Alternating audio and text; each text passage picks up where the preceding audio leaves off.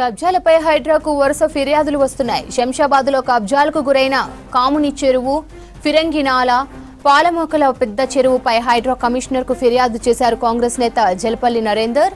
గత ప్రభుత్వ పెద్దల అండతో ఎఫ్టీఎల్ బఫర్ జోన్లలో అనేక అక్రమాలు వెలిశాయని పేర్కొన్నారు. ఫిరంగినాలాను అపర్ణ కన్స్ట్రక్షన్స్, సముద్ర కన్స్ట్రక్షన్స్ సంస్థలు కబ్జా చేసి భారీ నిర్మాణాలు చేపట్టాయని, దీనిపై ఎన్నిసార్లు ఫిర్యాదు చేసినా అధికారులు పట్టించుకోలేదన్నారు. చెరువులన్నీ కబ్జాలకు గురి కావడంతో వర్షాలు పడ్డప్పుడు చెరువులకు వెళ్లాల్సిన నీరు కాలనీలకు చేరి ముంచెత్తుతున్నాయని ఆవేదన వ్యక్తం చేశారు. ఇప్పటికైనా కబ్జాలపై కఠిన చర్యలు తీసుకోవాలని ఫిర్యాదు చేశారు.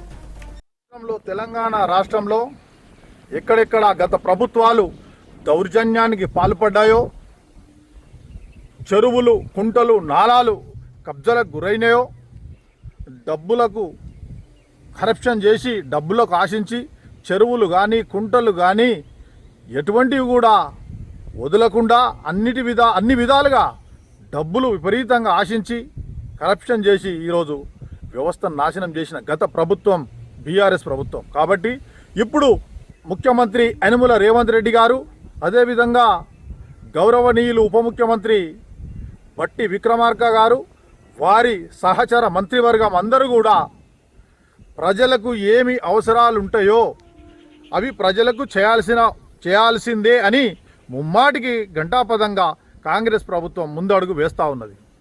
మరి ప్రకృతికి విరుద్ధంగా వెళ్తే ఈరోజు జరుగుతున్న పరిణామాలు చూస్తూనే ఉన్నారు మీరు. చెరువులలో ఇండ్లకు 10 సంవత్సరాలు ఏలినటువంటి గత బీఆర్ఎస్ ప్రభుత్వం చెరువులలో వెంచర్లు, ఈరోజు ఇవన్నీ పర్మిషన్లు ఇచ్చి ఈరోజు తెలంగాణ రాష్ట్రంలో ప్రజలను మోసం చేసిన ఘనత గత ప్రభుత్వందే. నిన్న జరిగినటువంటి కన్వెన్షన్ విషయంలో మీడియా కోడై కూస్తున్నది. మరి తుమ్మిడి చెరువు అని మాదాపూర్ ఏరియాలో తుమ్మిడి చెరువు, అది 100% 3 ఎకరాల చిల్లర గుంటలు బఫర్ జోన్లో సినీ నటుడు నాగార్జున గారు ఖచ్చితంగా నిర్మించిండ్రు. ఇది శాటిలైట్ మ్యాప్ ఉంటుంది. ఇరిగేషన్ ఇప్పుడు కాదు కదా, 100 సంవత్సరాల నుంచి ఇరిగేషన్ నుంచి ఉన్నటువంటి ప్లాన్ ఉంటుంది.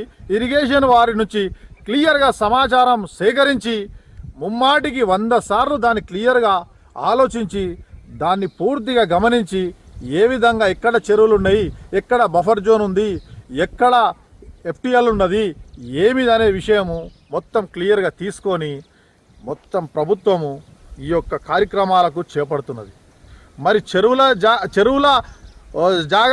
దగ్గరనే ఉండనియాలి, కాలువల వద్ద కాలువ జాగాలు ఉండనియాలి. దాని జాగాలో ఉండనిస్తే ప్రజలకు ప్రమాదం జరగదు. ప్రకృతికి విరుద్ధంగా పోతున్నాం. చెరువులు నీళ్లు నిలిచే చెరువులల్లో బహుళంతస్తుల భవనాలు కడితే ఆ నీళ్ళంతా కింద సెల్యులార్లో పోయి వంపులున్న ఇండ్లన్నీ పేదలు కట్టుకొని ఉంటే అక్కడ ప్రాణ నష్టం జరుగుతున్నది. ఈరోజు మళ్ళీ ప్రాణ నష్టం జరిగిన తర్వాత గత ప్రభుత్వాలు ఈ పట్టించుకుంటలేరు, ప్రాణం పోయింది అని మాట్లాడడం జరుగుతుంది. అందుకే ఎక్కడైతే బఫర్ జోన్ ఉందో, ఎక్కడైతే చెరువులు ఉన్నాయో, ఎక్కడైతే నాలాలు ఉన్నాయో, ఎక్కడైతే కుంటలు ఉన్నాయో అవిటి స్థలాలను ఏదైతే ఉన్నాయో అవిటి వద్దనే అవిటిని క్లియర్గా ఉంచాలి.